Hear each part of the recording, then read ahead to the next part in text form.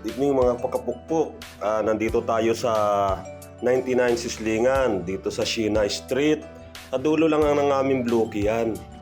Sa 37 Lot 1, Jade Residence, Imus, Cavite. Yan yung pangalan.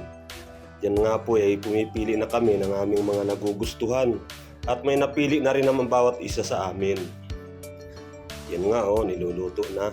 At saglit lang po yan ay nasa lamisa na agad namin yan. Yun.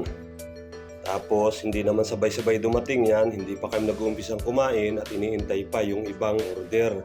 Maya-maya pa nga tinikman ng asawa ko at nagugutom na raw siya. At ako naman ay maya-maya ay umupak na rin. Tikman ko nga. Sos, sarap. Yung isang pamangking ko. Tinikman na rin pala ni Mrs. Si Ginard. Gutom na rin daw. Kahit inalagnat si Jimar, subo din. May mga inasabi pa ako dyan. Awan ko kung ano yun. At si Otoy galing sa school, gutom na rin daw siya.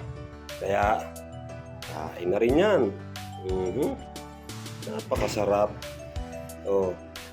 Dito po sa aming pagkakain na to ay hindi na kami nag-andi. Nag-request ng kanin at mga andi yan, pero gabi naman kaya uwian na.